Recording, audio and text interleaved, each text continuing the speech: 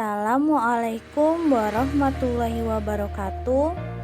Bagaimana kabarnya semua? Semoga selalu dalam keadaan sehat, semangat belajar, dan bahagia selalu. Selamat bertemu kembali dengan saya Anissa Wulansari dalam pembelajaran Pendidikan Pancasila dan Kewarganegaraan kelas 7. Pada pertemuan kali ini kita akan membahas bentuk keberagaman bangsa Indonesia.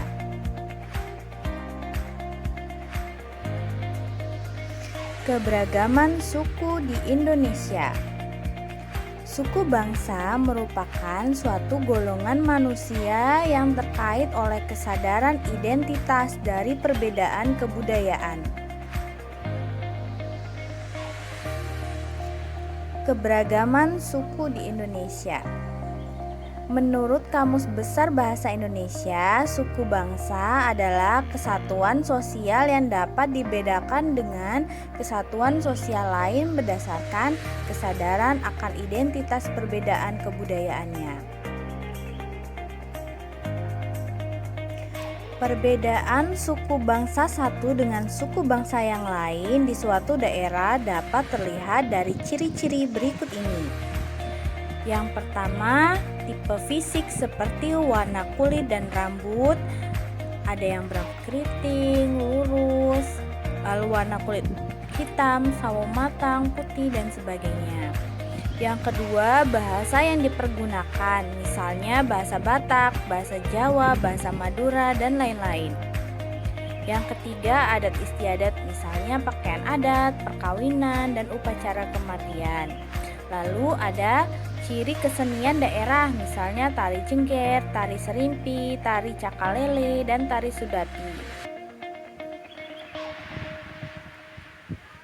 Wilayah Indonesia sangat luas dan banyak sekali suku bangsa yang mendiami wilayah Indonesia. Keberagaman suku bangsa yang kita miliki merupakan kekayaan bangsa yang tidak ternilai. Keberagaman yang kita miliki merupakan suatu kekuatan yang membangun bangsa. Oleh karena itu, kita harus menghormati dan menghargai perbedaan suku bangsa yang ada di Indonesia.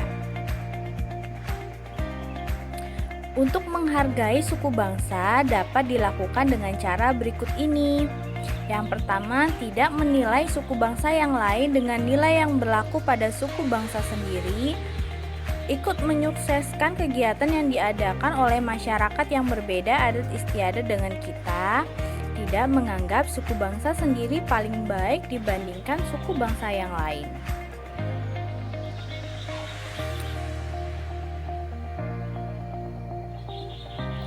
Keberagaman agama di Indonesia. Agama merupakan ajaran yang mengatur tata keimanan, kepercayaan, dan peribadatan kepada Tuhan Yang Maha Kuasa, serta tata kaidah yang berhubungan dengan pergaulan manusia serta lingkungannya. Negara Indonesia mengakui dan memberikan jaminan kepada warga negara untuk memeluk agama dan kepercayaannya yang dikehendakinya. Berikut pengakuan dan jaminan negara terhadap agama dan kepercayaan. Yang pertama, Pancasila sila pertama yang berbunyi ketuhanan Yang Maha Esa. Lalu pembukaan Undang-Undang Dasar 1945 pada alinea ketiga yang berbunyi atas berkat rahmat Allah yang Maha Kuasa dan dengan didorongkan oleh keinginan luhur supaya berkehidupan kebangsaan yang bebas, maka rakyat Indonesia menyatakan dengan ini kemerdekaannya. Lalu pasal 29 ayat 2 yang berbunyi negara menjamin kemerdekaan tiap-tiap penduduk untuk memeluk agamanya masing-masing dan beribadah menurut agama dan kepercayaannya itu. Mari kita bahas keberagaman ras di Indonesia. Ras berasal dari bahasa Prancis dan Italia yaitu raza yang artinya pembedaan variasi penduduk berdasarkan tampilan fisik, bentuk dan warna rambut, warna mata, warna kulit, bentuk mata, dan bentuk tubuh.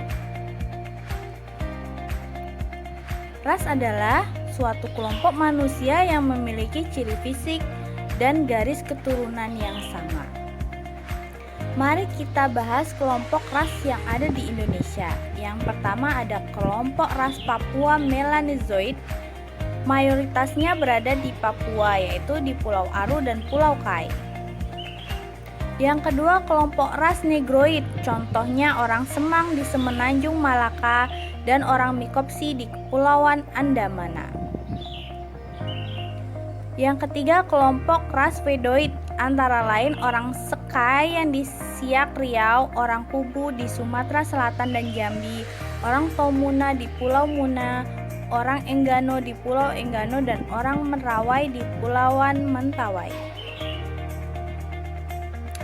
Yang keempat, ada kelompok Melayu Mongoloid yang terdiri dari dua golongan, yaitu ras Proto-Melayu atau Melayu Tua terdiri dari suku Batak, Toraja, dan Dayak, dan ras Deutero Melayu atau Melayu Muda beranggotakan antara lain suku Bugis, Madura, Jawa, dan Bali. Perlindungan keberagaman ras di Indonesia diatur dalam peraturan perundang-undangan sebagai berikut. Dalam Undang-Undang Negara Republik Indonesia tahun 1945 yang berbunyi pada pasal 28B ayat 2, setiap anak berhak atas kelangsungan hidup, tumbuh, dan berkembang serta berhak atas perlindungan dari kekerasan dan diskriminasi. Lalu pasal 28I ayat 2, setiap anak berhak bebas atas perlakuan yang bersifat diskriminatif atas dasar apapun dan berhak mendapatkan perlindungan terhadap perlakuan yang bersifat diskriminatif. Dalam Undang-Undang Nomor 29 Tahun 1999 tentang pengesahan International Convention on the Elimination of All Forms of Racial Discrimination 1965, yaitu Konvensi Internasional tentang Penghapusan Segala Bentuk Diskriminasi Rasial tahun 1965. Lalu Undang-Undang Nomor 39 Tahun 1999 tentang Hak Asasi Manusia. Undang-Undang Nomor 49 Tahun 2008 tentang Penghapusan Diskriminasi Ras dan Etnik. Apa dampak dari diskriminasi? Diskriminasi ras dan etnik harus dihindari karena dapat menyebabkan hal-hal sebagai berikut. Yang pertama, menghambat hubungan yang serasi, selaras, dan seimbang antar sesama manusia, menghambat terwujudnya persatuan dan kesatuan bangsa Indonesia, menghambat tujuan nasional negara kesatuan Republik Indonesia, melanggar hak asasi manusia, dan melanggar konvensi internasional tentang penghapusan segala bentuk diskriminasi. Setelah mempelajari materi tersebut, tugas kalian mencatat materi pada video ini dan mengerjakan pertanyaan-pertanyaan berikut ini di buku latihan pendidikan Pancasila dan Kewarganegaraan.